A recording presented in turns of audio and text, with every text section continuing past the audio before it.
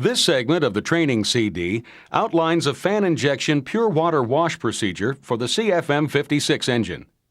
Please keep in mind that this portion of the video is not a replacement for the procedures outlined in your aircraft maintenance manual. Also, fan injection pure water washes are not for all operators. Please consult CFM Product Support Engineering to determine a procedure that is best for your fleet. You may also want to consider the use of hot water in doing this procedure. Begin by preparing your wash rig according to your manufacturer's specifications. Many airlines are now choosing to manufacture their own equipment to supplement their own specific wash. Once all the safety precautions outlined in the introduction segment of this video are in place, open the fan cowl doors. The right and left doors should both be opened. After gaining access to the engine, disconnect the PS3 and P25 lines from the Electronic Control Unit, or ECU. Please note that the P25 line is only applicable for engines equipped with the PMUX option. Immediately after disconnection, tightly plug the open tubes and the open ECU ports. Because these lines lead to sensors which are used to control the engine speed, it is very important to keep these lines free of water during the wash. Next, top off the oil tank to the window mark, as this is necessary to dry motor the engine. Also add 1 liter of corrosion preventive oil. If no corrosion preventive oil is available, the engine must be operated within 24 hours of the wash. After this, close and latch the fan cowl doors. Return to the flight deck and prepare for the wash. On the flight deck, make sure that the engine anti-ice systems are not operating. Second, make sure that the engine bleed system is not operating. Before moving on, please pay strict attention to the following guidelines. Do not wash an engine exposed to dry chemical fire extinguishing agents. Do not wash an engine unless the EGT is below 150 degrees Fahrenheit or 66 degrees Celsius.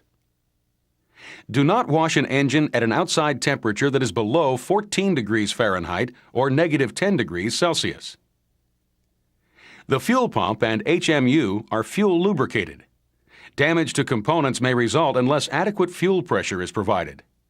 Do not motor, start, or operate the engine unless a positive fuel inlet pressure is indicated. Do not exceed the engine's starter duty cycle. Starter damage may result. Make sure that the N1 rotor turns freely throughout washing to prevent oil system contamination. Do not apply water at more than 6 U.S. gallons or 23 liters per minute. Engine damage can occur. Make sure that the wash water contains no more than 100 parts per million total solids, 25 parts per million sodium and potassium, and has a pH value between 6 and 8. The pure water wash procedure consists of a number of engine runs. It is important that you do not dry motor for more than the engine's starter duty cycle. You must also allow the engine and the starter 5 minutes to soak after the dry motoring to prevent rotor damage. Please note that CFM now suggests that the starter be left on during the water injection. Begin this segment by dry motoring the engine for 2 minutes. After 10 seconds, begin to inject pure water into the fan at the low pressure compressor, or LPC, at the 1 o'clock position forward looking aft. It is very important that water be injected into the core of the engine. A steady stream of fluid should be exiting the core of the engine through the exhaust mixer at the rear. After 2 minutes, stop the dry motoring and disengage the water flow. Allow the engine to soak for 5 minutes before moving on. After the cool down, repeat the 2-minute dry motoring. As before, wait 10 seconds and then inject pure water for the remaining 1 minute and 50 seconds. After 2 minutes, shut down the engine and the water flow. Give the engine 5 minutes to soak and cool down. After at least 2 pure water rinses and 5-minute soaks, a final rinse must be completed, and the dry-out procedure will begin. Dry motor the engine for one last 2-minute period. After 10 seconds, begin to inject pure water at the LPC at the 1 o'clock position. However, after just 1 minute of this, disengage the water and allow the engine to spin for the remaining 50 seconds. Upon completion of the 2 minutes, shut down the engine and allow it to soak for one last 5-minute period. Please be aware that water washing can strip away fan blade lubricant. If you are having problems with this, please consult CFM for advice on how to correct the problem. Now that the wash portion of the procedure is complete, reopen the fan cowl doors. The PS3 and P25 tubes must be reattached to the ECU. Although these tubes have been plugged, invariably some water has entered the tubes. For this reason, free them of water by using compressed air or nitrogen blown directly into their ends. Do not blow compressed air or nitrogen into the ECU because severe damage can occur. Once the tubes are dry, reconnect them to the ECU and apply the appropriate torque. The tubes should also be secured with the appropriate lock wire. Be sure to consult your aircraft maintenance manual regarding torque and lock wire specific to your engine. Once reattached, reclose the fan cowl doors. The next step is to dry out the engine. This is done with a post-wash engine run. The power setting for the run is included in your aircraft maintenance manual. The post-wash tests will be run from the flight deck of the aircraft. Begin the post-wash by making sure that the air conditioning systems, Pack 1 and 2, are off prior to the start of the procedure. Be sure to start the following portion within 2 hours of the last rinse cycle in order to purge the lube sump system of any water injection.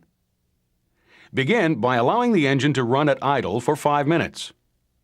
After 5 minutes at idle, press the engine bleed push-button switch to operate the engine bleed system. Press the engine anti-ice push-button switch to operate the engine anti-ice system. Press the wing anti-ice push-button switch to operate the wing anti-ice system. Allow the engine to run at idle for 10 minutes. After 15 minutes from the engine start, shut off the wing and engine anti-ice systems. Also, press the Pack 1 and 2 push-button switches to operate the air conditioning packs. Check for evidence of odor or smoke in the cabin. If evidence is found, continue to operate the engine at idle until no odor or smoke remains in the cabin. When no evidence of odor or smoke is found, shut down the engine and remove the warning notices.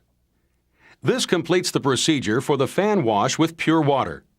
The final maintenance actions in the Aircraft Maintenance Manual must now be followed closely prior to dispatching the aircraft. We at CFM International hope that you have gained some valuable knowledge of water washing practices and will consider implementing the procedure into your normal fleet operations. CFM International is ready to work together with you to develop a procedure that is applicable for your specific operation. Included on this CD is an instructional video outlining the use of a tool that allows direct booster injection. CFM 56 operators have used both fan and booster units successfully, and CFM International does not make a recommendation between the two.